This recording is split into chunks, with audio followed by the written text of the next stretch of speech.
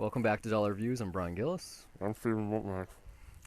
That's Pizza Mouth. It's a Oh, it is. Giorno. Yep. It's not delivery. It's from your freezer. This week's sponsor of the 2 Cents podcast. No listeners, but one big corporate sponsor. This is the week ending September 26th. We're recording on Saturday because Steve has some stuff to do tomorrow. I do. He's special. It's not special. I don't know. But that's not what this is about. About pizza. It is about pizza. So let's start Speaking this of which, with because I'm a sellout, let me take the time to tell you just how delicious this oven pizza is from... Seriously? I can't do a Wayne's World reference on product placement without the visual component. No. You need a hat and a t-shirt. I am not radio commercial savvy. I can't do it. You can't do... It's hard. You can't do, like, a pitch like that in commercial.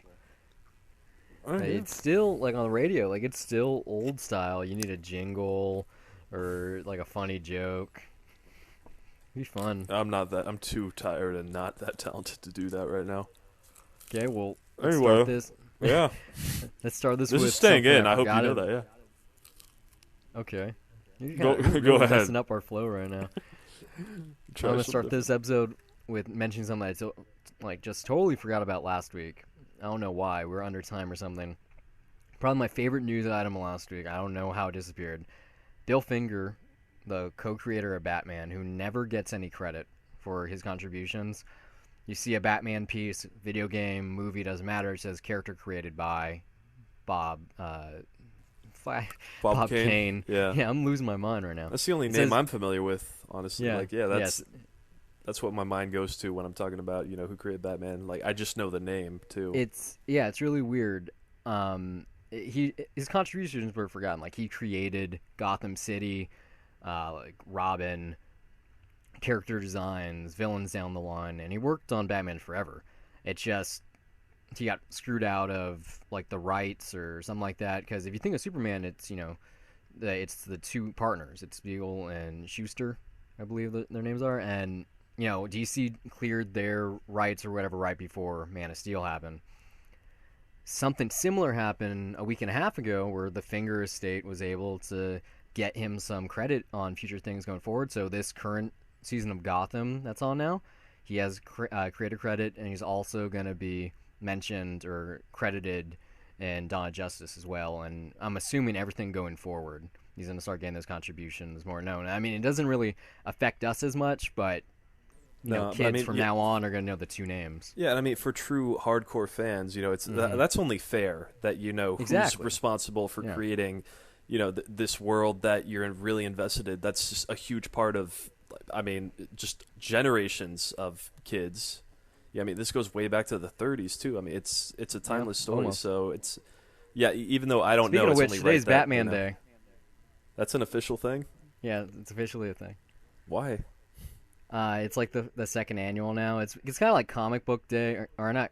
Oh yeah, free comic book day or like record store day, where they lots of creators around the country meet up in shops to do signings and stuff like that. And it's just it's like Cheeseburger Day or any other day. It's just some day that was designated. Even though we had a more literal one, because earlier this year was the 75th anniversary, back in May. So that was the real one. But this is just society trying to give a day to something. So September 26th is officially Batman Day? Yeah. Wow, my little brother will love that because today's his birthday. That's pretty cool. Yeah, so I just think I'm going to have to pay attention. I've been watching Gotham, but I haven't been really looking at the credit sequence. So I'll definitely look on when they air on Mondays. I'll have to check. I don't know. Monday. You watch them. I don't. Yeah.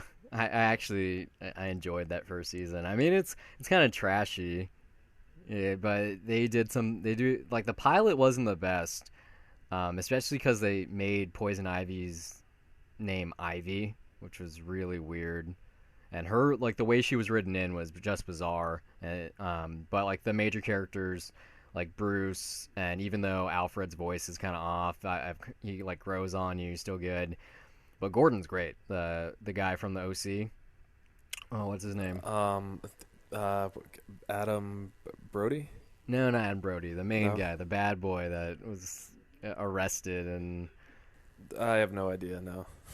See, I don't really care for him. So I saw part. Yeah. I didn't He's really good grow up as with Gordon. the OC. I saw some of them, like, but I didn't really heavily grow up I with saw it. like, I think I saw just the pilot, and that was enough for me. Seriously. Oh, his name is Ben McKenzie. The name's familiar. I'm sure Yeah. I've seen him before. A lot of the villains to be are actually pretty good too. I really like the Riddler, and Robin Lord Taylor is really good as a Penguin. You know, I keep hearing good stuff about the show right now, and you know, it's like, I mean, with shows like that, it just seems like the pilot. It's difficult to make for suppression. Like, I don't. You kind of just. We'll get into that later too. I guess you just have to wait over time. But the same thing happened with Agents of Shield, which I guess is good now. But yeah, I saw the pilot for that. It's hard to sell you really, on a pilot. Yeah, I mean, we'll talk about this later because I did watch a lot of the pilots when we get into the review stuff. But the reason I started with Bill Finger, and this is kind of cool, and you already know it, but I might as well throw it out there. Like 2 episodes back, I mentioned that I went to Long Beach Comic Con. I wrote a piece for my rabbi, Drew Kaplan, on his Matters of Interest website. It's like mattersofinterest.info.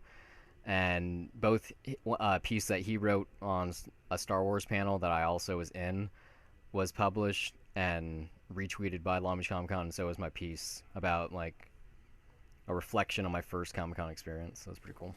That is, I mean, it's a very small audience, but yeah. Hey, any recognition is good though. Locally famous. And I still need to see it.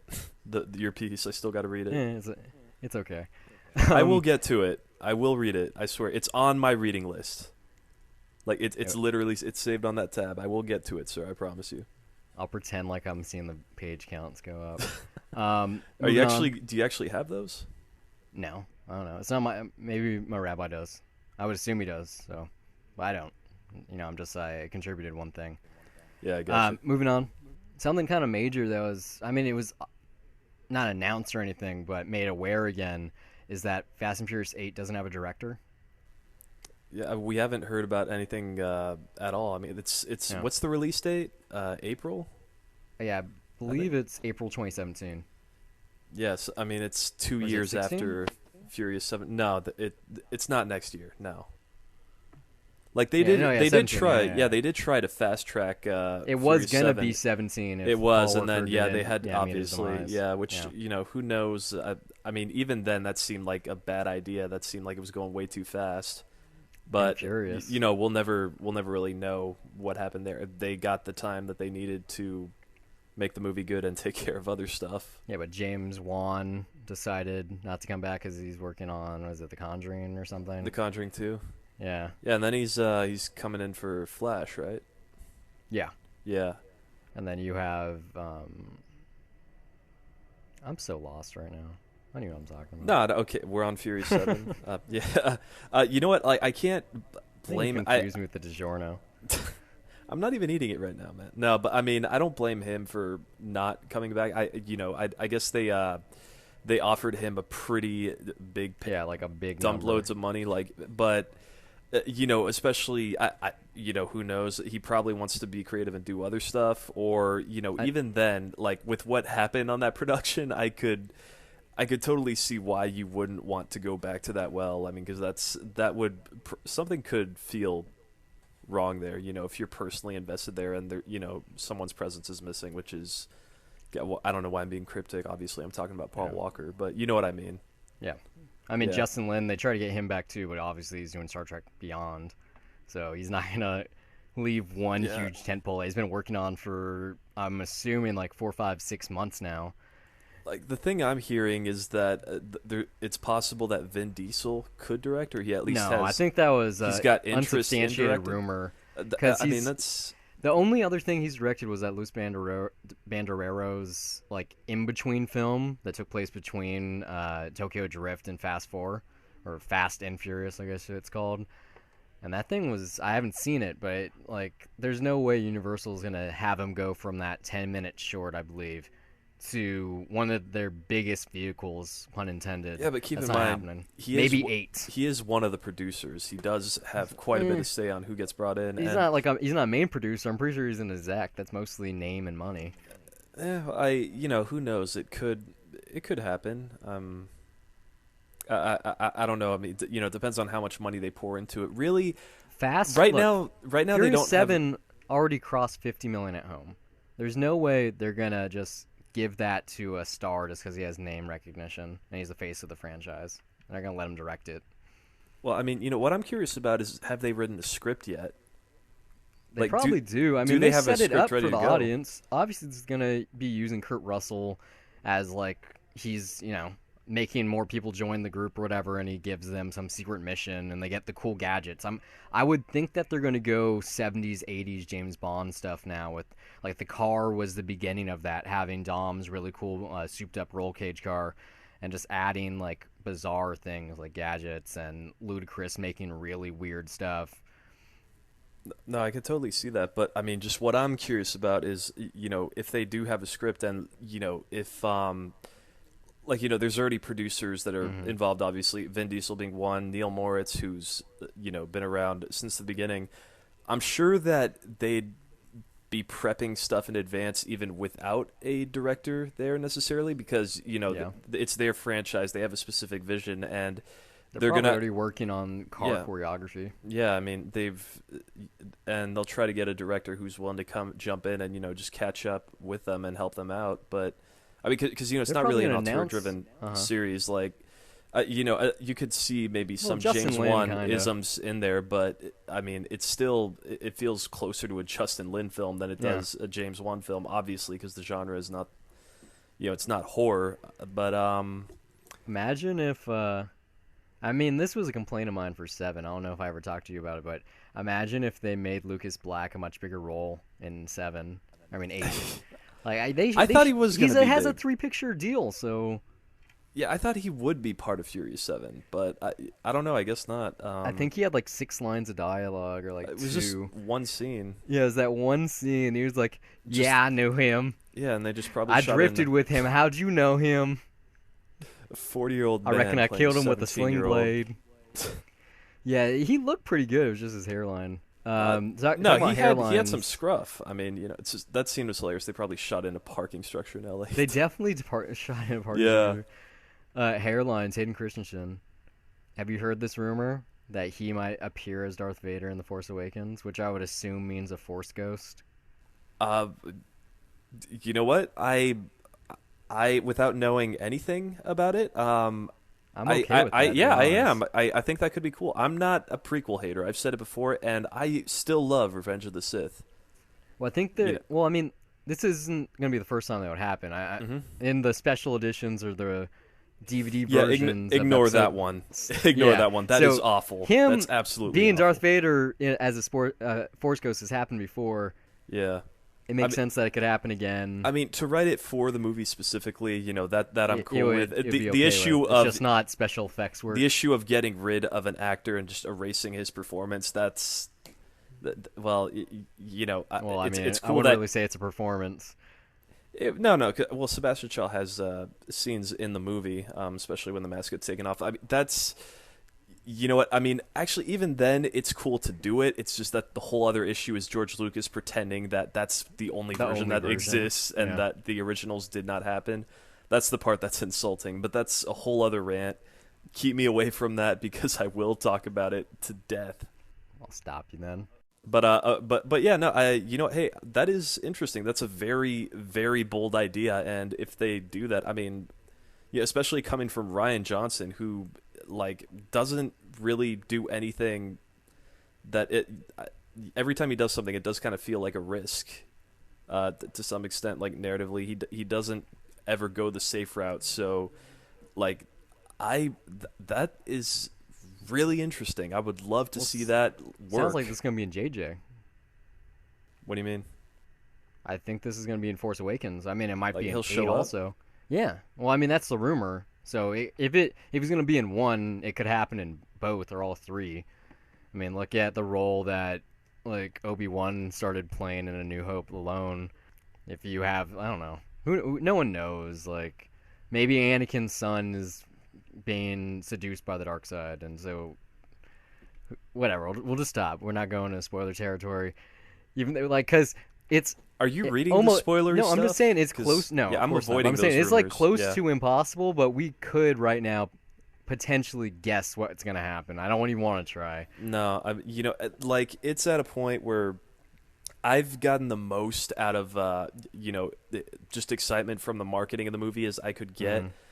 Like now it's it's getting to that return. Yeah. It's just getting to that point where I'm even hearing people like, oh yeah, I'm looking forward to it too, but it's gonna suck. I'm just like, shut the fuck up. Like, no, I just don't even listen to people when they say that. I want to like the movie, like it's not the movie I'm looking forward to the most anymore this year, but I hope to have fun during. I'm mainly excited to see a J.J. Abrams movie because he makes really fun blockbusters. That are, and he does them better than most of the filmmakers out there. So that I'm looking forward to just for that alone. Speaking of spoilers, there was like some feedback, some backlash. This is how stupid the Emmys are, or TV in general, I guess. There were people on social media complaining about spoilers during the series finale segment they had on the show. Like, how does that even happen? Well, I mean, they were just showing clips of series finales? I don't know. They were probably making jokes. I know they were making jokes about how Mad Men ended, and they're maybe like which I don't know something. How it ended. Who knows? So the people watching the Emmys hadn't seen these series finales, or maybe they're making like a Jon Snow joke. Who knows? And they got upset. Like whenever you watch the award show, whether it's the Oscars or the Emmys, the Golden Globes, they're gonna ruin a movie. Yeah, I mean, to some extent, though, I do think they should at least be careful not to spoiler it, because I mean, the I don't know how bad they did it. Part of award shows is getting, part of award shows, like getting, it's basically free marketing for getting a movie, like more exposure and getting a bigger audience to see it. But yeah, I don't know. Like last time I remember being kind of bummed out about it was like I just remember like Denzel got nominated for Flight, and the clip of him during the Oscars was during the hearing, like right after, like it was at like the the pinnacle moment, yeah. And they show the entire scene. I'm just like, wow, like that is like the worst possible clip that you could choose. He's great in that moment, but that just spoils the entire pretty much like the biggest part of the movie where he makes his decision to say what he's gonna say. Like that just will ruin it for anyone who's potentially going to watch that movie for the first time and be engaged in it. So like, I can't blame people for being spoiled. Like spoilers suck. Although if you're watching award shows, I guess sadly you do have to should know better. Accept that there's going to be. I mean even what was it? One that I thought was funny was in the last Oscars there was the musical number with Neil Patrick Harris and Anna Kendrick, and she totally spoiled what happened to him in Gone Girl. I heard it like earlier, like in the week. What's his new show called? The live one. I can't remember the name right now. Whatever. I know he made a Gone Girl joke about him dying. Spoilers. Everyone hasn't seen that. People getting killed off. Fox is adapting Agatha Christie's like bestseller. I think it's actually the best-selling mystery novel of all time. And then there were none. Yeah. Which has obviously been made into a movie before. But yeah, they got the exclusive rights for I guess this new generation, and the Imitation Game director is going to be at the helm. Oh, that should be good. I'm looking forward to that. What's the other movie that he made? Was it Headhunters? I think. Is that him? I know he has something coming out. I didn't see it. He has that Survivors movie with Chris Pratt for Sony. That's coming out this year. No, that's next year. All right. Yeah. I mean that should be interesting. Like I really did like Imitation Game a lot, actually. I think we both talked about this, or I remember you put on Letterboxd, you reviewed it this way, and that it's like it's really not preachy at all. Like it's not about him being gay and a martyr. It's very Hollywood, and it's very sentimental about it, but it's not like beating you over the head over what the right thing is on the issue. It's not like totally fuck, we're both out of it, but you get what I mean. It could have went the Philadelphia route, and it wasn't like that. Yeah, well, Philadelphia though, I don't mind that because that's a product of the '90s. It's more like going the Brokeback route. That's kind of what I mind. Good movie either way. Yeah, I think if it wasn't for the technical majesty, and my review says this too, if it wasn't for the technical majesty on the Boyhood and on Birdman, that it could have won, like in a normal year, if there wasn't a spectacle like either of those. I mean, it's kind of like something like the King's Speech. I mean, both are Weinstein Which company I still haven't flicks. seen. It's good. I liked Imitation Game list. better. I mean, Imitation Game it's totally Oscar porn. Like that is a movie that's just designed to win Oscars, but it's a really good one. Like it's a really entertaining one. It just shows you like this side of World War II that not many people are familiar with. I sure as hell wasn't. Yeah. I mean, I knew who Alan Turing was, but I didn't know it to that extent. I mean, it's just a really good movie. It's absolutely worth checking out. You'd say it gets an A+. It gets a solid B+. I mean, it's really good. Like, I don't know. Don't throw ratings, man. Like, That was a horrible segue I attempted. Okay. For A Team, it's coming back. Back to TV. Yeah, it's that could be the latest in the movies or TV shows getting rebooted on TV. Yeah, and this is on Fox, right? I think so. Okay. Might be NBC. I don't know. I mean, I'll just predict it right now. And it's similar to what I'm going to say about another pilot later. The pilot's probably going to be terrible, and then it's going to go on, and then the series could potentially be good or fun. I don't know. That's just my guess. Seems like something that'd be fun now, especially since TV budgets can go like they can stretch $1 with CG and whatnot. Yeah, well, I mean, but CG like it tends to me it looks obviously cheaper. I mean, like we'll get into shows that do this later. It's like past the era of practical effects on TV, so yeah. Which I don't know. I'm sort of bummed by, but I really it's not what I should be looking for. Yeah, like it makes it feel more like TV though. It's like I know that people like to say like, oh, like it's as good as cinema now, and I do think that's true with certain shows, but like for a lot of others, it's really apparent that it's still a TV show. Yeah, especially if it's on Sci-Fi. Yeah, well, I mean, some of them are starting to look like that too, that are airing just on network television. I will go to that extreme, but well, I don't know. We're talking about TV and effects. Amazon Prime got the exclusive streaming rights for Mr. Robot, which is a pretty big get, especially because it has so much buzz. Like, it could be nominated for a couple Golden Globes potentially. Yeah, its second season. That's what just wrapped up. No, it was the first. This was the first season. Oh, that was okay. Yeah, but and there's going to be a second season. Oh, definitely. Yeah. The second season got greenlit before the pilot aired. It was like a couple hours before on the same day they announced. Like USA was like, "Yep, we're making a second one." Well, it'll be easy for me to check it out then. Yeah. Yeah. I mean, you definitely should. I thought the pilot was one of the strongest episodes. Like, definitely set it up. I wish that it was kind of like the pilot for an episode or two more before it jumped into the arc. It would have been really cool. They made it could be one of those things that gets like a prequel comic book. But with Amazon on the mind, they announced their new pilot season.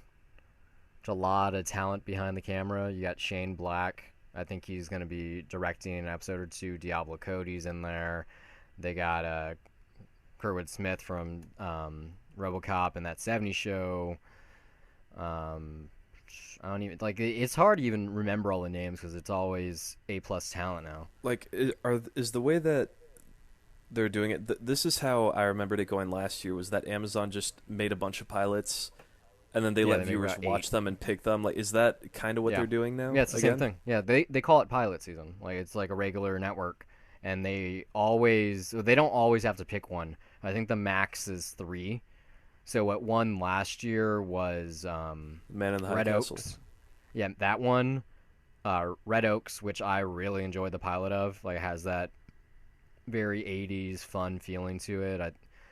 I think David Gordon Green's attached to direct an episode or two. But yeah, really fun 80s stuff. And so yeah, before that it was The Jungle, the Mozart in the Jungle, Gael Garcia Bernal. So I think they have a really good idea behind it. Like they obviously that's they're a winning good awards. format. They know what they're doing. It makes sense. Much better than biting the bullet. Like just we think it's good internally. Let's make 12 episodes or whatever. I mean, Amazon's really kicking ass right now. Yeah. Like just as far as streaming it, I mean, also in their products themselves, it's really they're really like kicking ass in a big way. They're the third major tech company right now. It's them, Apple, and Google. There's some other cool tech stuff happening this week. I mentioned before the show, Oculus had their VR Connect 2 press conference this week. Before the show even aired or started, they announced that the show is going to be viewable in VR. So if that wasn't cool enough, what they mentioned also was too, it was mostly tech stuff or media stuff. They didn't even talk about games really. They announced that it's going to have Netflix. It already has it actually. Hulu's coming down the road. Twitch is coming. Fox is bringing over 100 movies to VR, what they call VR cinema mode. It's like you're sitting in a recreated home theater, so you can like turn and look at the couches and stuff, and like movie posters on the wall, and then you look at the TV, and it's a big 3D or 2D screen. So it's simulated, but it's still pretty cool. And Lionsgate's going to be doing it too. But like Fox, they're bringing like their A game, like they're bringing Aliens and Predator and things that they assume people want to watch. Obviously not Star Wars, but like not their crappy stuff. Like they're Independence really Day, Avatar. Yeah, exactly. Like well, maybe not Avatar. Like yeah, they have Avatar. No, I know they have Avatar. I'm just saying they'd probably want you to buy that in VR. It's a 3D movie.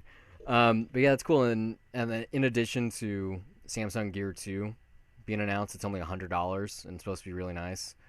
And they capped out that whole thing by having announcing like a Oculus Ready certified computer program where they're all under $1,000 and they meet like the bare minimum specs to run at like an amazing performance. So obviously you're still gonna have to like spend $600 on the Rift itself, but like they're really trying to make this happen. Like VR is not going to disappear. I mean, where do you think this is going to be in like 5 years? I think it's going to be pretty mainstream in 5 years. It'll be pretty it'll be more consumer friendly. Yeah, well, I mean, it's pretty consumer friendly right now because think about it, if you have. Well, you're paying top dollar right now though. That's hardly. Well, I mean, for Oculus, like if you're getting the Rifts, like it's pretty expensive. But if you are using the Gear VR, I mean, this is the second one that they announced, Samsung. All you need is one of their premier phones. So the Galaxy Note, the S6, X6 Edge, any of those main tier phones, their flagships. You add $100 to that, and then you can have VR. And they have like a good amount of content where there's some games, but it's a lot of like that Sleepy Hollow thing I mentioned a week ago. Like you can do that on there and watch movies, and I think it's a fully fledged thing. It's pre-infancy. That's just like a smartwatch at this point. Like yeah, you see people have them, but there's no real necessity. Like there's no killer app. No, I mean it's. I'm still processing it all, man. I mean, like it's just insane how we're getting really close to all this happening. Yeah. 2 years from now is when. Remember when the first time you saw an iPhone, and there was like just like this kind of cool feeling. It was like, whoa, that's an iPhone. I think in 2 years it's gonna like you're gonna be talking to someone and just out of nowhere they're like, "Oh, have you used VR yet?" It's like, "Oh no, I haven't. My friend has one," and you're just gonna talk about wanting to use it if you haven't yet. And then like 5 years from now, everyone will at least have definitely at least sampled it. Like 5 years from now, I imagine them in the classroom because Google they teamed up with ViewMaster. It's called ViewMaster VR. It's basically a fancier version of Google Cardboard. Put your phone in there, you buy the slides, and then you can experience VR at a consumer level. That's going to be available this Black Friday. That's for sure. It's this holiday season. A lot of kids are going to be buying that. So they're going to have something like that in the classroom in no time. The future sounds awesome, dude. Right? It also sounds scary, but it sounds like it could be fucking awesome. But they have VR porn even, so pray to God that those kids with the ViewMasters learn how to use it. Yeah, that'd be a great first experience. Keep talking about VR. CNN announced that they're going to stream the Democratic debates in VR. The what? The Democratic debates that are coming out soon. Those are going to be broadcast in VR. Wow. Yeah. Like, this isn't sci-fi. This isn't, a year from now. This is now. This is right now. Jesus. I mean, yeah, that's not... it is going to get to the point probably where the election after this one, or, I don't know, maybe 2 elections, you'll be able to just like have a hologram of yourself attending. Be at the town hall meeting. Just everybody's going to be meeting in a digital space. Like that'll probably happen. Like, like 2 or 3 elections from now.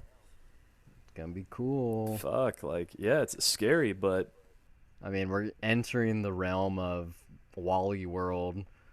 The movie Wall-E, not Vacation. I should have made that more apparent. Just sitting in your chair all day, floating around in some mall. Oh man, pressing a button for your jumpsuit to change colors. I'm gonna probably go against this, then find a reason to embrace it.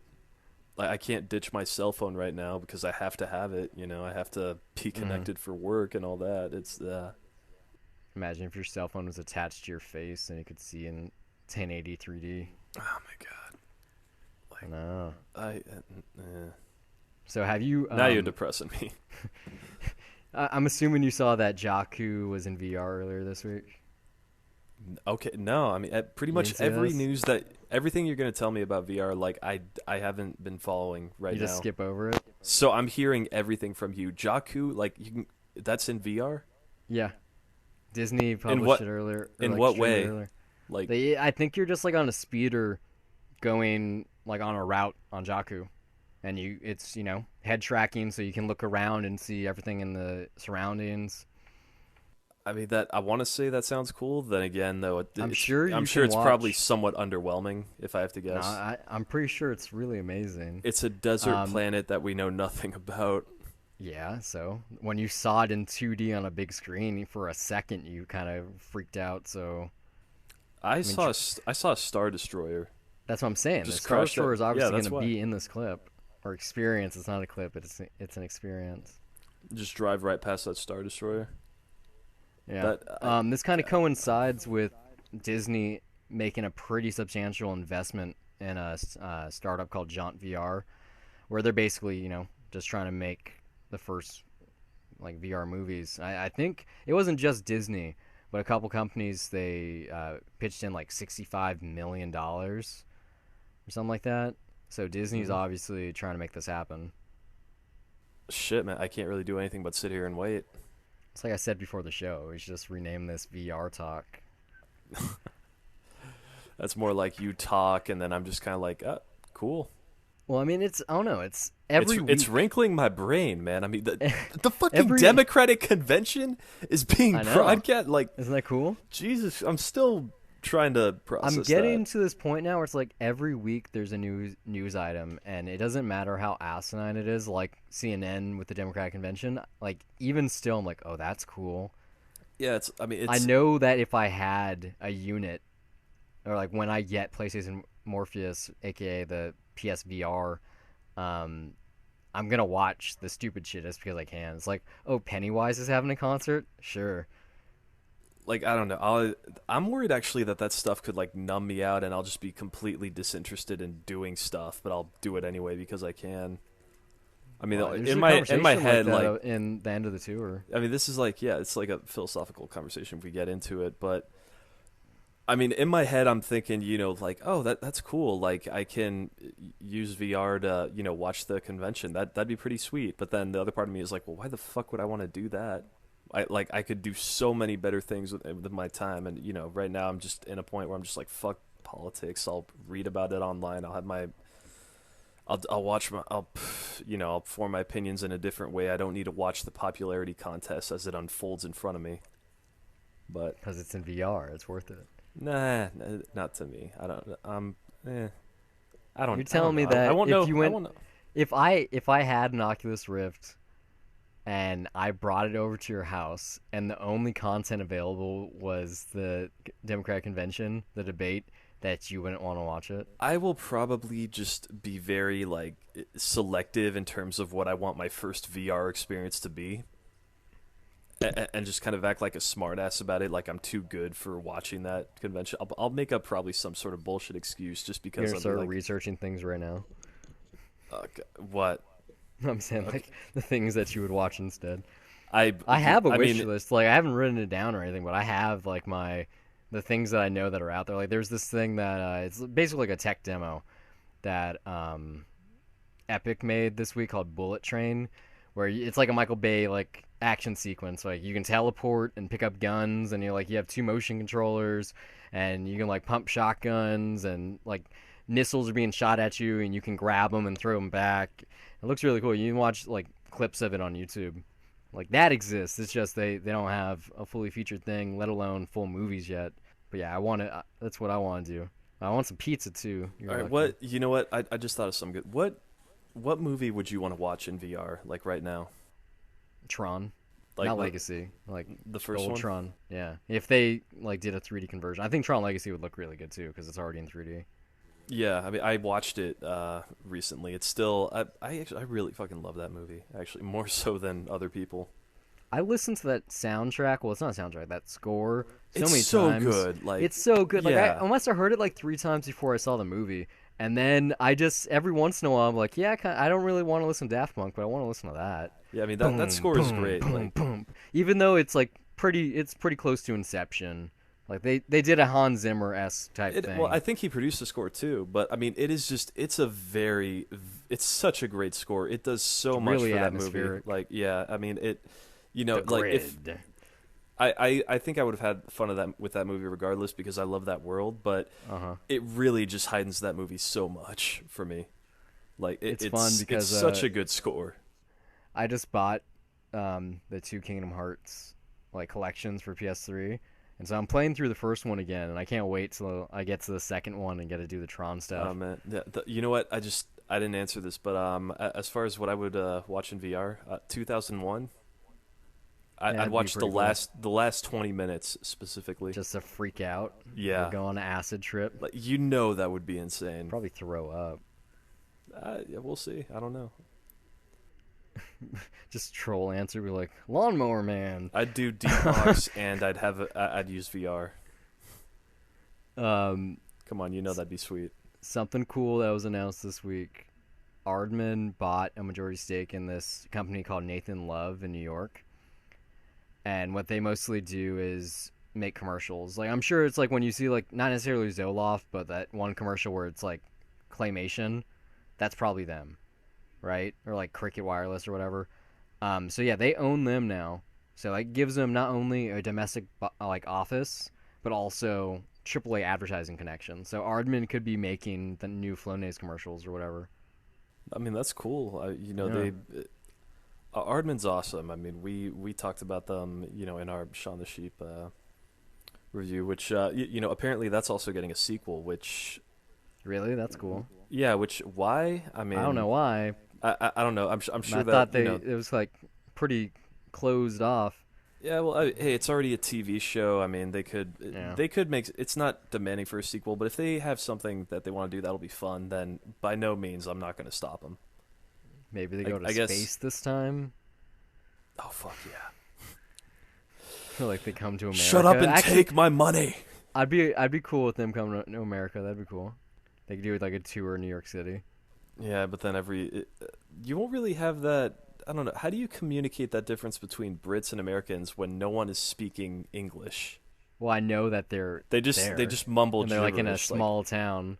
I think it would be communicated through what the sheep are doing, like doing the touristy stuff, going to Ellis Island and taking pictures. Like that would be the joke, or maybe it's just like the farmer decides to go on vacation and bring his animals with him, and he gets kidnapped by pirates. In New York, in America, really? I don't know. Like I don't. I'm sure they could. My concept changed to just New York to, like I said, a world vacation.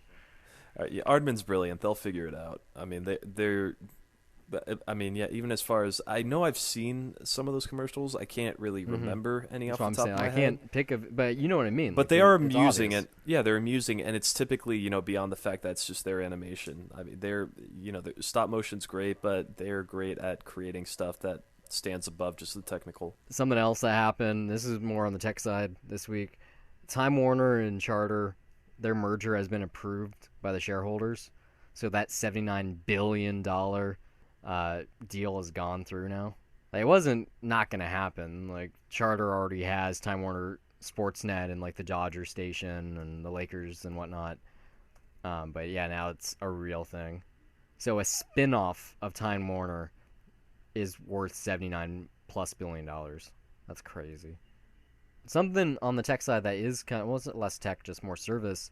I'm sure you saw this. Mubi, they got the exclusivity rights to the Paul Thomas Anderson, Johnny Greenwood documentary. Mm-hmm. Yeah. Yeah, So, which a service I've never heard yeah, of never heard of them either. either. So I did some Yeah. research. Really interesting.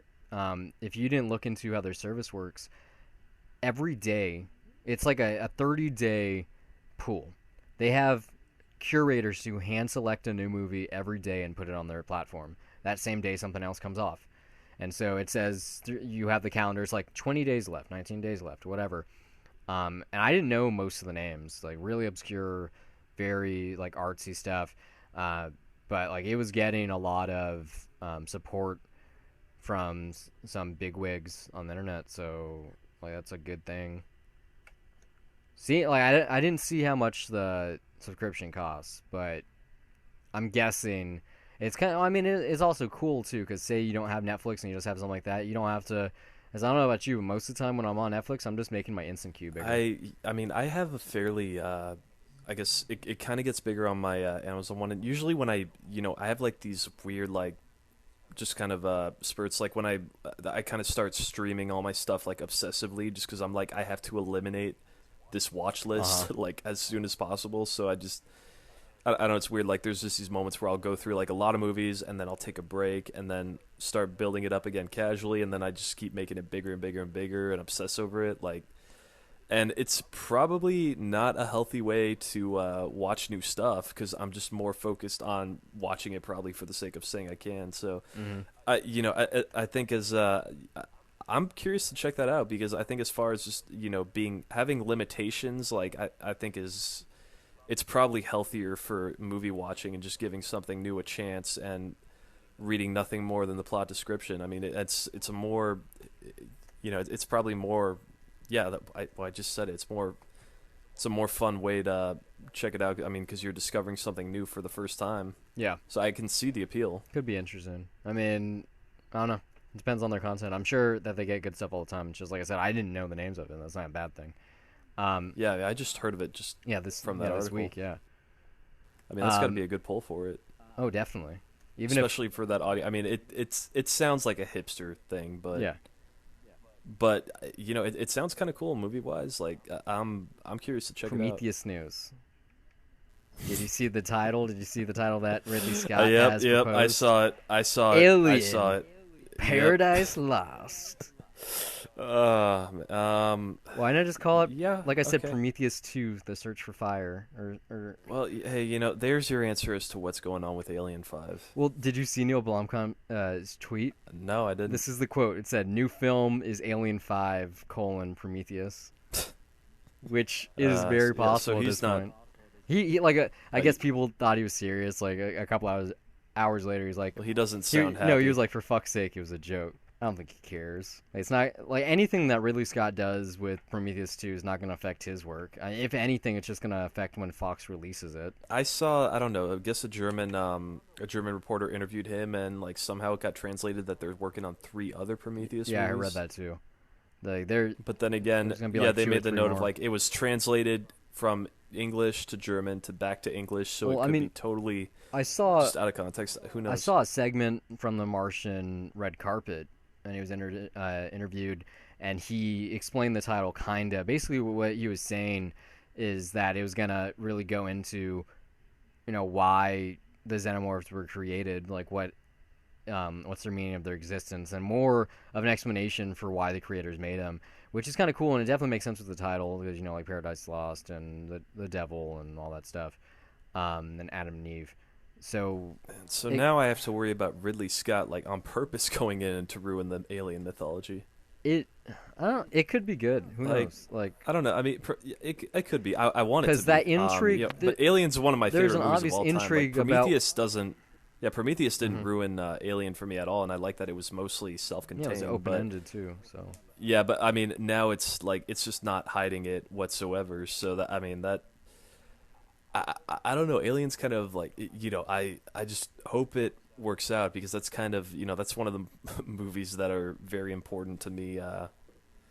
As far as just being one of my favorite movies of all time. I mean, obviously, one of the Prometheus, whatever you want to say. It doesn't explain where Yutani comes in, because it's Wyland Corp right now in the Prometheus universe, and it becomes Wyland Yutani in Aliens 2. It's the second one, correct? I don't think it's in the first one. No, it is Weyland Yutani. It's just they're more. It's more noticeable. It's a Weyland Yutani. Aliens, yeah. Well, they're driving a Weyland Yutani ship. It's just their presence is more upfront. I mean, they have the boardroom. Yeah. They got the representative of the company, like, observing the mission. They're far more present. Like, right. Yeah, I'm interested. They've been established as a bad company since the beginning, though.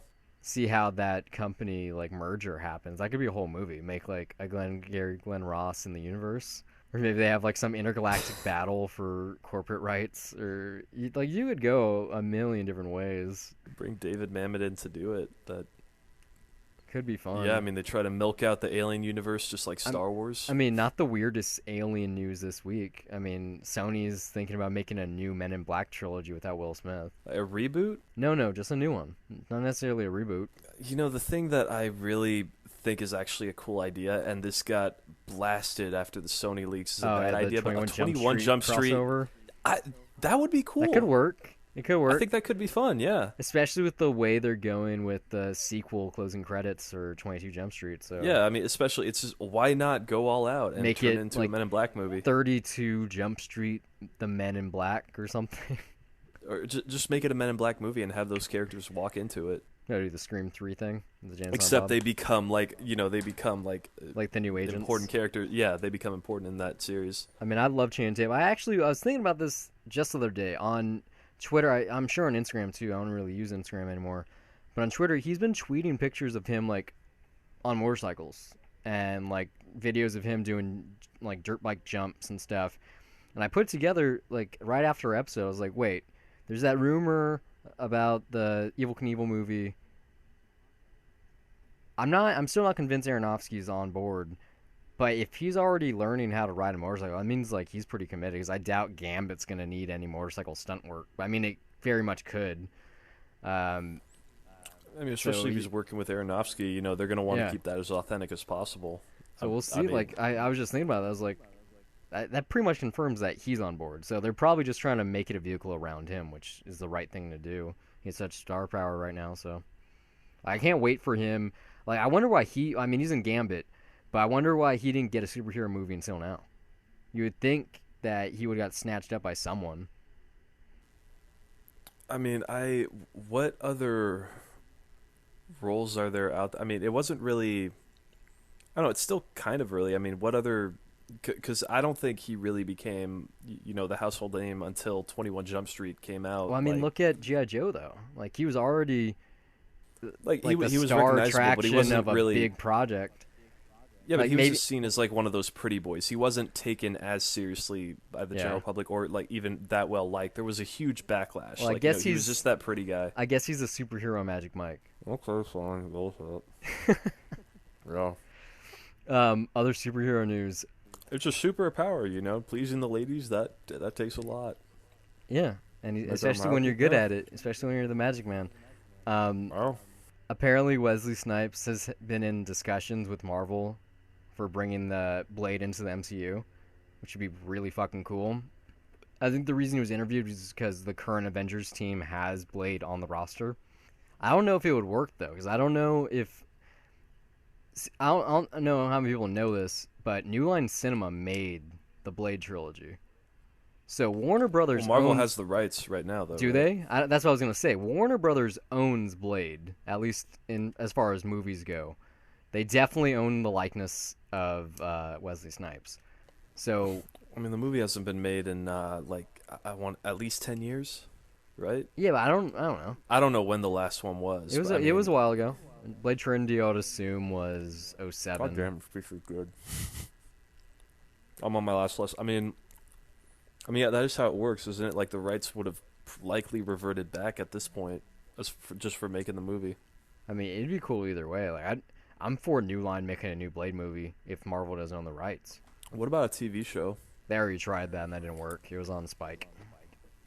No, but I mean, like, a TV show in like the MCU, nowadays, like on Netflix. Yeah, I mean, like just have that tie-in with Daredevil and I mean, yeah, that seems like the ideal character to bring into that Netflix Marvel It's funny universe. when you think about it that Blade is the first successful Marvel character in film.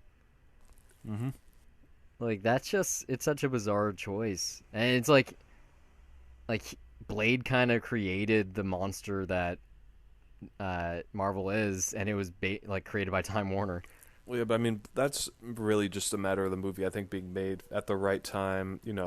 They got Guillermo I mean, del 'cause that Toro is, to direct a sequel. That's crazy. and that movie's fucking awesome. I saw that in theaters. Like when the vampire's jaws open up, that's fucking gnarly. It still I looks know it good. fucking creeped the shit out of me.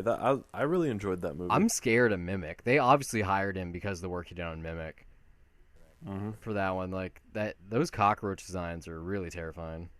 I have yet to see Mimic. I want to see the director's cut you of need Mimic. to watch that this Halloween. Watch it this month. All right. Yeah, I mean, I know it's a flawed movie, but I still need to check it out. No, you got to see it. It's on Netflix. Well, you don't have Netflix, but it's on there. Well, God damn, it's Giorno, man. Since I already mentioned horror, I thought this was really interesting. Jordan Peele is making or writing and directing Get Out for Blumhouse, some horror flick. Of Key and Peele? Yeah, Peele, not Keenan, not the one that gets all the cameo roles. I said of Key and Peele. Yeah, I'm just saying. Yeah. I was reiterating. That could be cool. Yeah, I mean, that could be. I mean, Blumhouse is really good at finding talent, talent. Yeah, I mean, I have yet to see something from that Jason Blum that I haven't at least liked. I don't know. Not all of them have been hot, but I can't remember what. Well, I should look that up actually because I'm pretty. I mean, as far as I know, like Jason Blum hasn't let me down. Even The Visit. Yeah, I talked about that last week, and I really dug that. Like I had a lot of fun with it. Did you read the like not the synopsis, but the interview or the whatever it was, the quote? Apparently, the angle on Get Out is that Get Out, is gonna be that it's trying to advance the race relations in the country, kind of like the way the Night Live and Dead did. There's gonna be some type of commentary. Who knows what? I mean, we'll see. I think just you got to be careful because they're treading like interesting waters there. They don't want to. You don't want to be too heavy-handed. Yeah, but I mean, most horror films, they usually need some kind of theme or message like that to really push the film forward. I mean, good ones too. You don't get that many that do that anymore. That have some sort of social commentary in there, or just. I mean, God, the last one that I could think of that was good, I think, was Saw 6, which had a commentary on the healthcare industry of all things. I mean, how it's rare that we get that nowadays. I got like 2 more items here, and then we can get into what we watch and shit. All right. Or like 3, I guess. One's not even that we can really talk about, but The Big Short, Adam McKay's film that he's directing about financial crisis of 2008, which has like an all-star cast with Ryan Gosling and Batman. Well, I don't like that now. It's like I meant to say Christian Bale, but now I can't even call him Batman anymore. We gotta call him like the Dark Knight or something. And Steve Carell all wearing weird toupees and whatnot is getting December release, so that's gonna be hoping to get some awards. That'd be really interesting. Honestly, if a comedian director gets an Oscar, that'd be awesome. I'm glad to hear that the movie is supposedly good. I'm really upset now because 2 weeks ago I got an invite to go to a test screening. Oh. So now I'm really... And I could have gone. I wasn't working that day, but I just felt like... I can't remember. I wanted to watch something else instead. So I'm really bummed about that now. But whatever. I mean, it wasn't finished anyway, so... Well, it was enough for them to... Like, 2 weeks ago, and they were confident enough to move ahead and bump the release that high. I mean, it could have been the final cut, for all I know, but... whatever. Either way, I mean, this just makes me more looking forward to the movie even more. I really want to see it. I mean, seeing someone like Adam McKay step out of his comfort zone. I'm pretty sure Will Ferrell's gonna get a cameo. I hope he does. I mean, it looks very, very. I don't know if you saw the trailer, but it looks very different from what he's done. Looks far more mature. Yeah, obviously. It's like Steve Carell and Foxcatcher type thing. It's like that's not what I was assuming. Yeah, I mean, I just I really want to see how this is going to turn out. It looks like it could blow everybody away. Blowing That's away. it. Both of these. I was thinking of Segway, but it would have been tacky for either because these are both kind of time travel related. That's it. You were just kind of like, okay. Mm-hmm. After all that enthusiasm, I said I was thinking I of didn't go making a far enough. segue. I was trying to make a segue. All right. So two things happened. Let's talk about the lesser one first, so we go out on a bang before whatever. Shane Carruth, director of Primer, Upstream Color, and Upstream Color. He's signed with WME to attract a big budget for his next project, who no one knows anything about. But that's really interesting because in the deal, or it's not even a deal, but it's just him signing to an agency so he can get in the room with the people with the big dollars. So I'm guessing he still wants to have the same creative control. He's obviously, even though he's made two things, he has that auteur vision. Yeah. His movies are both very off-putting. Like, they're not movies that will. I thought Upstream Color was really good. Yeah, I think it was visually more than anything. That and Primer, those are not movies that are going to spoon feed you. Like, it is very arty. You have to really just sit there and take it all in. Time. So, I mean, yeah, it's just, I don't know what a big budget means. Like, I don't think it necessarily, maybe it means somewhere around like the $30 million range. Yeah. I know Primer was like 100,000. Yeah, I mean, that was independently financed. So, I mean, so was it could Color. be. Well, yeah, it was probably. It's easier though for him to, he had Primer under his belt. It was probably easier to get funding, and also he did self-distribute it too, which it worked out for him. I mean, it was on Netflix, so. It's probably where he got most. So I don't know. Big budget, maybe by Shane Carruth standards. I'm really curious to see though, just anything that he does. I'm not going to say I'm a fan, but I mean, his first movies, they're at least yeah. And the fact I read that this is going to be an action movie set on water, so that could, yeah. I mean that just sounds like cool. That sounds like an insane undertaking. That should be could interesting be in its own right. Crouching Tiger, Hidden Dragon, or just the walking on water sequences. I mean, we'll see, man. I don't know. It's an action movie as far protagonist as is that's half, what I read. Yeah, he's half dolphin. He's like half dolphin or something. A merman. I want something zany. I want someone out there to make something like just off the charts weird. Colin Trevorrow. Watch a Bollywood movie. Yeah. Last news piece I got. Colin Trevorrow. He wrote a time travel script. A different time travel script a while ago. It's been being rewritten for DreamWorks right now. I don't know much about the story, but this is apparently part of a push that DreamWorks is making currently to try to make Amblin that feeling they had in the 80s for those adventures. They're trying to recreate that same kind of family-friendly, great time at DreamWorks. So this might be one of the early ones in that era, or the new era. It sounds like they're trying to get Goonies 2 off the ground too, but just I guess them using a famous name now. It's obviously him being picked for Star Wars Episode 9 probably had something to do with it, but I'm all for the time travel movie, so that's so it's just really nice exciting. It's nice to see him do something original in between Jurassic World and going to Star Wars. Yeah, I mean, I don't know how much of his story is going to be in there still. So I know it's gone through like 2 drafts already since his original. So it might just by the end it might just be like story by and like concept. I don't know who I think he's executive producing too. Oh, he's not directing? No. This is just the script that he wrote a while ago. I know that. What's the movie that he's slated to direct? Like, yeah, he has something right now. There's something. Yeah, he's working on before Star Wars. I'm pretty sure. Oh, he definitely is. I just can't. Yeah, can't remember what it is. Well, I don't know. Hopefully that works out. Like, it'd be nice to. I don't know. Maybe it's just part of it. I feel might be unhealthy because I'm really kind of sick of seeing stuff that's just capitalizing on nostalgia and is not taking risks. But then again, I love Super 8. I'm a fucking hypocrite. I'll say it right there. I mean, so. Oh, his movie that comes out next year is called The Book of Henry. It's next year? Yeah. He's shooting it right now? I guess so. Or about to? Yeah, well, I mean, yeah, we'll see what happens there, I guess. I like that idea though. Making DreamWorks the home for that. Mm-hmm. Well, I mean, there's something else that was announced, well, not announced, but like in the rumor mill, that Spielberg might shed the DreamWorks name. They might rebrand. Like maybe they just call it Amblin. Like they kind of make it the same thing. Yeah, I mean, DreamWorks it won't change DreamWorks Animation at all, though, would it? I doubt it. I mean, Yeah. I'm pretty sure animation's kind of like its own company, like a Yeah. spin-off.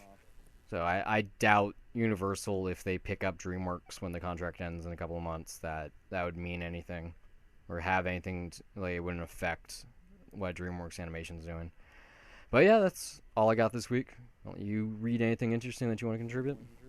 No, I've been so busy with other stuff I haven't had time to read. Kind of counted on you for most of the news. I was just trying to extend the partnership. So since you were busy, did you watch anything, read anything? Oh no, I at least did watch stuff. First off, movies. I did see Sleeping with Other People, which I can't explain why I liked it as much as I did, because it is kind of a standard rom-com, although it really isn't. Like there's enough differences there. Like it's basically a relationship between damaged people that are afraid of commitment, and maybe there's just something about me that can is more interested in that and can relate to that in more interesting ways. But I think that this stars Jason Sudeikis and Alison Brie. I think Alison Brie gives a really great performance. I mean, she's very vulnerable. Well, I mean, you do like Community, so. Yeah, no, but I mean, this I'm is looking at like the cast right now. There's some really good people in it. Yeah, I mean, this is much more mature than that. Especially coming from her. It's nice seeing her in lingerie and get hard, but it was nice seeing her, really act her ass off. Which, because I don't think I've seen We're not trying even to in sell Mad Men vodka. I haven't even seen those. No, You haven't seen those vodka ads? Oh, I haven't. No, you watch more TV than I do, but you know what? It's a really good rom-com. I really, really enjoyed it. So there really isn't it's on video that on much. demand, right? I don't know. I saw it in theaters. Oh, it definitely is. It's an IFC film movie, so it has to be. Yeah, I mean, it's there really isn't anything special about it. It's just if you like rom-coms, which I know you do. Yeah, it's absolutely worth checking out. It's one of the better ones one of the ones I guess I should say that I enjoyed more lately. Directed by the director of Bachelorette. Yeah, she also, God, what was it? She wrote About Last Night. Yeah, which I don't right now. Which is a remake of an '80s rom-com that I didn't like, so I didn't even want to watch the blackified version. I saw it. It was okay. But going to TV, I did watch a couple of pilots. Good. I'm hoping something else that I watched. Well, I'll get to the one that. Okay, well, first off, out of curiosity, I watched the pilot for Minority Report. Was it good? That's one of the ones that I skipped just because I heard bad things. Not really. It isn't like bad. It's like a prequel type thing, right? Because they're actually one of the precogs is actually a partner or something. It's actually a sequel. It's set 10 years after the events of the movie, so it's still linked in that universe. No, it's the same precogs. It opens with their backstory of how they were taken in by the government and they were used for that. But then later, when pre-crime shut down, they were let go. So what this is about is basically one of the precogs. There's the girl Agatha who is the most powerful one, and then the other two are just twin boys. And so their powers are split up, and it's just about one of them trying to stop murders on his own, but he can't see everything. So he ends up teaming with this detective. And it's Megan Wood. Yeah, so it's just kind of I don't know if they're just trying to restart pre-crime or I don't know what it is, because there's always that that tension of whether what happens if they get captured. They'll just get taken again because they're kind of living on their own off the grid and whatnot. I don't know. Okay, let me see. Heard that it was a show. It just didn't seem like a concept that would work because the precogs are so flawed anyway. And I mean, let me just say. Let me just say what I liked. Tom Cruise make a cameo? No. Damn. No, I mean, first off, it's much cheaper than the movie, obviously, and like when I was referring to special effects looking cheaper and more like TV, Yeah, this is absolutely that. Like Well, yeah, it's on Fox. it seems like, really cheap digital set, which I'm just like, okay, whatever. I wasn't demanding too much out of it, but I love just the little details of like just how this world works, of just how all of future technology, whether it's just how, you go into a diner and then there's a robot, flipping burgers for you, or if, just all that, Welcome all to the stuff Cafe that, 80s. yeah, all the stuff that you just wave around in crime scenes. It's just like it's stuff like that that I liked a lot out of the film, and just seeing that being used, it's like, even though I know it's a CGI effect, I think it's cool just seeing how almost in every scene Future tech. you're just seeing something work in a way that at least feels organic to that world. How are the performances? I guess this is the pilot, so who knows how this is gonna go. It's off to a shaky start. Are you coming back next week? No, I just wanted to see it out of curiosity. The conclusion to the pre-crime that they were about to solve was stupid. In fact, I think that they just made things like they pretty much made it more likely to happen just based on how they handled it. It's I don't know. It was stupid, and also just the way that the guy gets his visions. It just looks like he's having a seizure in public, and I was just trying not to laugh. I mean, it's and part of the humor that the show is just this precog, is very socially awkward. So just obviously. so having him partner up with this detective who's really good looking, unofficially, yeah, it's and they're obviously gonna have a romance a couple episodes down the line. I mean, yeah, totally. It's just what it is. So it like it could with any show. It's a pilot. We don't know where it's gonna go, but I'm not interested. It's one of those things where that just kind of makes me. It doesn't inspire much confidence in me watching TV that much. I guess where I probably should have just left it alone and waited to hear whether it was good or bad. Yeah, I mean, but it was 40 minutes. I had time to kill, and I was just curious. So, I mean, I watched 3 pilots this week, so I intended to watch some more. I probably still will. Yeah, well, Minority Report, it's whatever. It's a pilot. It's shaky. Probably not going to be good, but we'll see. I mean, if Gotham started out pretty bad, then who knows? There might be hope for this yet, because I think it's just the world of that Philip K. Dick created. There's so much potential to do something good with that, and I think the idea, like especially after the conclusion of the film, of finding a reason to reopen Precime that can be scary in a way that is like absolutely fascinating. I think. Did you watch Limitless this week? No, I didn't. Okay, you should see that. I actually really liked it. I watched the movie also. I watched them on the same day. Oh, yeah? Yeah, and so Nice. I thought the show was better than the movie. I thought that they took the concept and they just streamlined it, cut off all the fat. Because the best part of the movie was like what was possible with the pill and the possibility for success. And I thought the thriller stuff in there was whatever, but not done that well. Like that's Bradley the appeal Cooper, of the movie. Yeah, yeah, it's Bradley just Cooper seeing the was film. great, and the effects work was really cool. Like the stuff they did with the camera, especially with like the unended, the continuous like, zooms. the continuous zooms like on top Yeah. of each other, which they use in the show. They use it the same way. I'm pretty sure the title sequence on a regular episode is going to just be like that. I would hope so.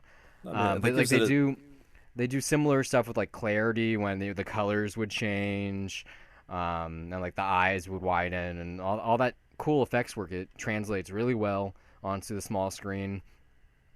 Because I don't know, it's a serialized narrative, so I'm sure there's gonna be more like long-term villain type things. But I wasn't really motivated by the antagonists in Limitless, especially the way it ended. But that's why it was cool. That's why I asked if Tom Cruise made a cameo as a joke. Because Did Bradley Cooper make one? Yeah, no, it was a big thing. Yeah, it was announced Really? like months before. Yeah, he replays the same character, who's an actual senator now. Like he's been in office like 6 years or whatever since the end of the first movie. And so yeah, he plays a role, and I wouldn't be surprised if he showed up again, maybe like on the series finale, or the season finale rather. It's probably because he was more inspired by the quality of the script for that show. Maybe. But Minority Report, you can that's a tell different thing. Yeah. he has like some Machiavellian stuff going on this pilot. But it basically, like it tells pretty much the same story in the pilot like span while also incorporating other characters. And I just think it's done in a better way. Like it's not confined. Also, Mark Webb directed the pilot. Yeah, I know. Just So based on that, I'm curious to check it out. I enjoyed the definitely movie watch when it. it came out. I mean, Hmm. I didn't think it was a remarkable film, but it was a really good crowd pleaser. I mean, just the concept of that pill. It's like you can't really, Yeah, that's really, it's just kind of wishful something fulfillment. that But yeah, everyone wants. but as a thriller, it's fairly standard, and Yeah. it's really just the concept of the pill and the continuous zooms and how that was visually presented Hmm. that you remember that from that movie. But yeah, it's good to hear that the show's good. Yeah. Um, I'd check it yeah, out for you. Like especially just and the new guy that they have, like he's good too. Like he does a really good job, and it's not a carbon copy. Like what he specializes in when he's on NZT isn't how Bradley Cooper is. Like Bradley Cooper becomes that super charming, suave, sophisticated, like autodidact, like genius, right? Whereas this guy, it's more like oh he remembers how to pick locks and like he can he's a musician so he does things in a more like artful way. Like their brains work differently, like they're different people. The pilot actually reminded me or gave me like a similar impression with like certain moments to the comic series Why the Last Man, which I don't know if you're familiar with. It's been I'm trying to aware be of the name. Yeah, okay, yeah, they've been trying to make it into a movie for years and years and isn't years. Dan Trachtenberg attached to that? Maybe, who knows? Actually, I think he's off it now because he was tweeting about it like months ago, like almost half a year ago now. But yeah, I don't think anyone's touching that right now. We'll see what happens. That's a Vertigo book, so with the whole new line having their Vertigo like segment, maybe that's something that would end up there if Sandman does well. Um, yeah, very solid pilot. One of the best ones I've seen in a while. It kind of towards the end of the episode, it got a little less interesting, but you like the movie, you'll like this for sure.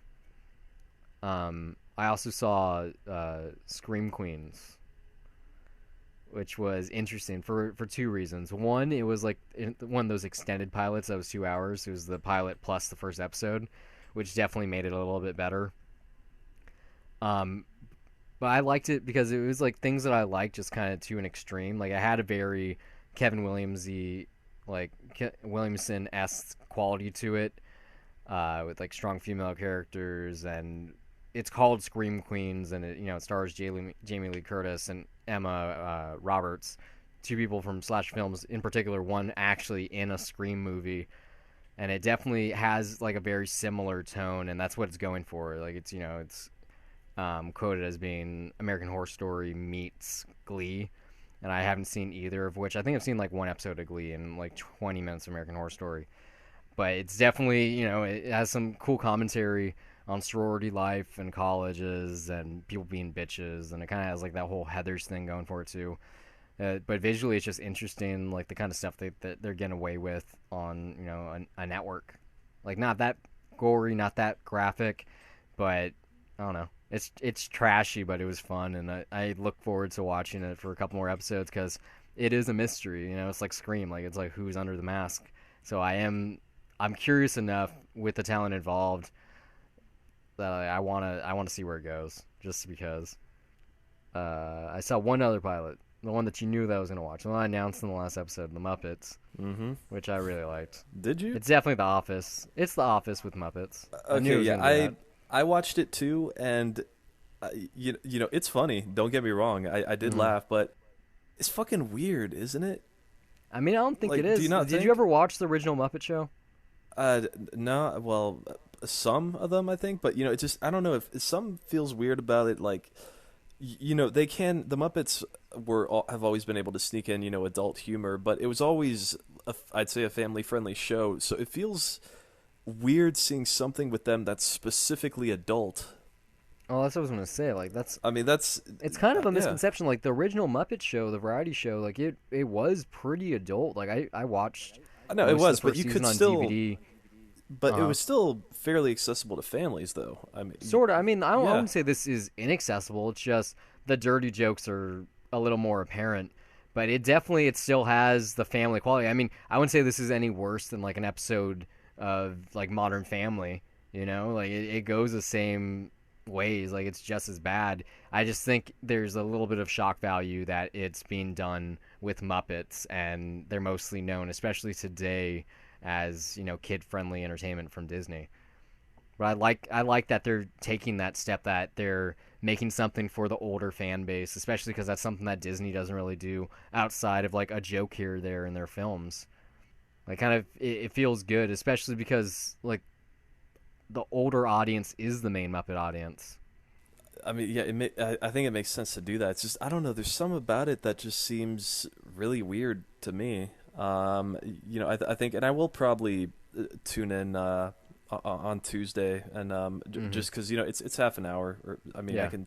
It doesn't hurt to, see where it's going. I don't know. I just don't know. I'm with you. It's just It's very off-putting right now. It was the pilot. It's not bad.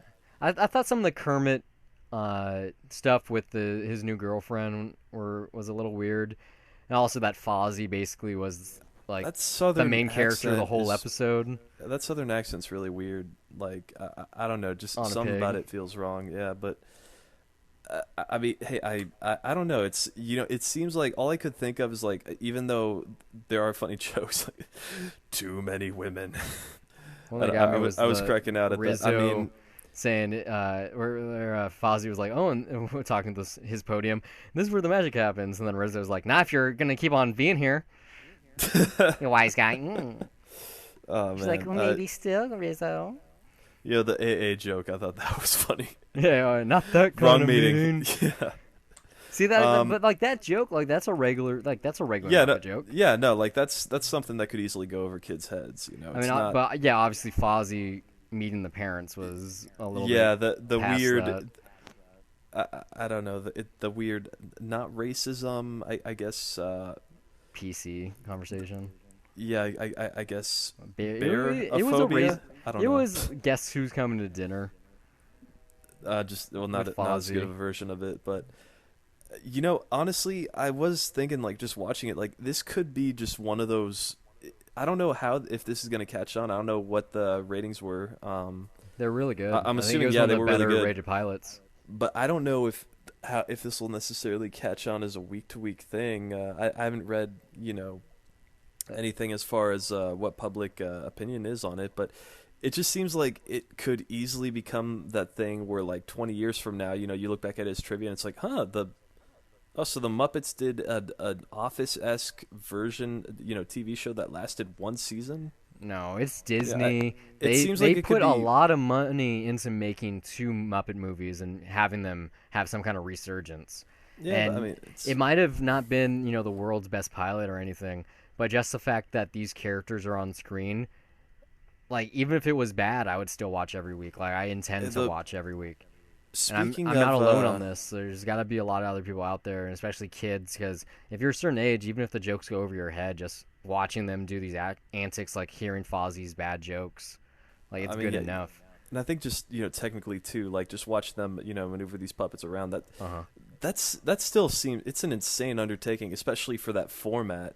Of just having handheld, like that's got to be very difficult to stage. So kudos to them. But I like the reflection shots they did towards the end of the episode with Kermit and Piggy. Yeah, that must have been hell to break. Like, especially because the camera's moving back and forth, and then it was zooming in and out. Like, I don't know. I can't imagine doing something like that. But I have to say, just. This is one thing that was bothering me. So, I mean, the movie that came out 4 years ago, that restarted the Muppets, right? Yeah. And then there was a sequel after that. Where the hell is Walter? Oh, yeah, he was announced that he wasn't going to be on the show. I'm with you. It doesn't make sense that they created a new Muppet and he was the star of 2 movies. Yeah, specifically in the world of that movie, the one character that's responsible for bringing the Muppets back together is not included. Like, I'm with you. Maybe he'll make an appearance. I don't know. I'm just saying, it's not like that's a major. It's not like that's a major memorable character, but there is that quality of like, you went through all that trouble. Why not? I don't know. Maybe that'll be an episode where I guess he just decided to quit because he'd rather be a fan. Maybe. I mean, on a show that seems this adult, maybe that could be a thing. I like the angle that they work for Miss Piggy's talk show. I didn't know that. I knew that they were. I thought they were just gonna be working on like the new Muppet Show or something. No, I learned about that too, but it could be. I don't know. We'll see next week. Depends who they get, because I know there's gonna be. It's the Muppets. They They're should gonna have get some cameos big every people. week. Oh, they're definitely gonna have cameos every week. Like this. Yeah, the Imagine Dragons one was just kind of. Whatever. I think they're gonna follow the same kind of though. trend. It's gonna be, like one main celebrity who's a guest, probably a musical act, and then like someone else who just makes an appearance, like Tom Bergeron or whatever his name is from Dancing with the Stars. I did find the Elizabeth Banks cameo pretty funny. Yeah, like what they did with Pitch Perfect. Yeah, the studio tour. I thought that was pretty funny. Yeah. Or not Pitch Perfect, I mean Hunger Games. Me, yeah, that's hungry. It's called the Hunger Games. What more do I need to know? You watch anything else? No, that's it. That was it. I watched a couple other things. I officially started my Halloween thing. I watched the Babadook. I saw that. And then Babadook, Dook. So fucking Thursday. Creepy. Oh yeah, that pop-up book was pretty scary. I really liked it. It took me. It grew on me. It took me about like 30 minutes, I would say, to really get into the movie. I wasn't feeling it. I was just like, this kid's fucking annoying. Someone kill him, please. Like, something bad happened to this kid. And then once the movie started getting going, I was like, oh, that was on purpose. That was to get me to not like him. Yeah, I love how they do that, how they just get you to hate this kid, and then, you all of a sudden you start rooting for him to save the day. Like, that's... And you're like, I'm with the Babadook. I'm totally for killing this kid. That pop-up book was fucking then you just scary. Want to turn around. Fucking when that pop-up just book the comes sound back, of it, like all the sound. I listened to it in Dolby 5.1 with my headphones. Uh-huh. Oh man, I wish I saw it in a theater. Just just that atmosphere. I mean, like it's loud noises and it's thumping, but whoever is doing that voice, fucking terrifying. It's so fucking unnerving, man. Like it's like. Chalkboard on nails, unnerving. Like it's great. Like this film wasn't horror. This was a psychological thriller. Oh yeah, absolutely. Like 100%. Like I like horror's pushing it, because it's like it's not a very scary movie. It's terrifying. Like the themes that are going on, like the concept. There's a lot of subtext that. Yeah, the subtext and the conflicts that are going on among the characters. Games. But it's not horror. It's not what I thought it was going to be. Like I had this idea that there was a book, and if you read the book, it was like The Ring, and it was going to kill you in 7 days or something like that. And I was pleasantly surprised for what I was in store, and just like no, it's sort of closer to some like Sinister, where it's instead of if in that movie it's Super 8 films, but in here it was the book, and it's like once you just open it up, then you're basically letting it in. I just a terrifying concept. Yeah, I mean I think for me, as far as like I mentioned this in the visit, like as far as like what works for me in horror that really just gets to me is seeing kids in peril. Even a kid that I just couldn't fucking hate, like that I couldn't stand, like. I mean, and then all of a sudden, I'm rooting for him because it really gets fucking scary. Real just how dark. Like, it's not, like I said, it's not and necessarily you can't blame like anybody. There's that monster around the corner and it's gonna get me. It's like, is that really gonna happen? Yeah, it's just the build up, the tension that it creates, like the foreshadowing it does, especially with subtext that you rarely see in movies, especially the other way around. Like I almost want to call this movie like the opposite of Jersey Girl, like the anti-Jersey Girl. Like instead of the mom dying during childbirth, which is like used all the time and cliche, what if the mother survived and the father died? Like where could that possibly go? And then you get this thing. It's like see this is the Jersey kind Girl of movie... comparison is interesting, but You see what I'm That's saying, totally though, not right? what I'm thinking of. Yeah, no, I get you. It's just I don't know. It's weird that you bring that up, but The yeah. opposite. Sorry, go on. But just like this is the type of movie that is necessary that a female directs it. Like this is like Oh yeah, a no. I man mean, could not make this movie, and it's not because of what's on screen. You could make a carbon copy. It's just you'd be missing so much. Like it's not possible. And so, yeah. like It's just like Wonder Woman, I don't care if there's a female director because it doesn't mean anything. It's a superhero flick. I don't know. You don't know what touches will be added in that script. Then again, it It's will a be very studio superhero flick. controlled. But and Those comics I'm have been just written saying, by you never know. men since it was created. Oh It's shit, one of the good point. most universally appreciated female characters, and like probably the strongest female character, not even from a literal standpoint, in American fiction. Although I think part of the appeal of that is, I mean, what we'll see what DC's doing, but Uh, part of what I liked about Man of Steel a lot was that it deviated away from the source material and tried to do something different. So for Wonder Woman, if they try to well, I give it a mean, different spin and something that we haven't seen before, then that could I be think very that's more refreshing. of. I think that's just more of Superman, such a widely accepted and known character and revered worldwide Well, that you yeah, and it's had to just, do something different since I there's mean, that been five mythology is other just so movies. well established that yeah, Exactly, you have five to go other different. five other movies, a show that lasted 10 years, another one that lasted five, an animated series, all these different things that they need another angle. Whereas Wonder Woman's pretty. But besides like what the character looks like and maybe her name, I would say most people don't even know what her cover name is, Diana Prince. Like most people don't even aren't aware of that. Besides the TV show on ABC back, what was it, the 80s? Besides that show, she's pretty unknown outside of just like a presence type thing.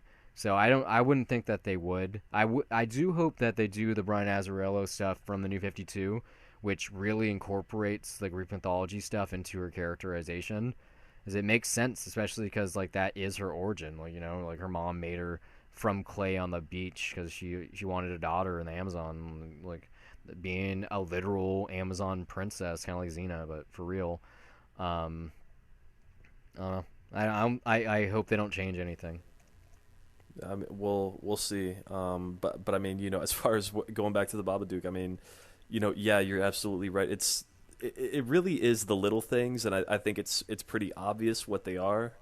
I don't know. It might seem like male immaturity if I bring up the simple things as like her looking for sexual pleasure. Not at all in a titillating way though. The way it's done, it's just like man, like just dealing with the stress of that kid and having no way of just no out way of getting away from it. I mean, I believe it. Raising kids has got to be really fucking tough, especially if you're a single mom. Oh Like, yeah. yeah, it just, but it really, it comes across. It's communicated so well in the film that you're right. There's absolutely no way that a male director could tackle that in any way. We'll see what happens because almost everyone I've heard talk about this film, like they've been very good about not spoiling anything. Like I said, I didn't know anything going into it, and the media Yeah, was am I giving also away in on too that. much? No, I mean you're not saying any more than I have. Um, but I think it's powerful because what you don't know about it. Like I don't know. I think we just got to stop talking about it I think to make even sure at the that end we of the don't movie, ruin I'm the story. still. There's I mean, there's still even a at the lot end of the there's still stuff to think about.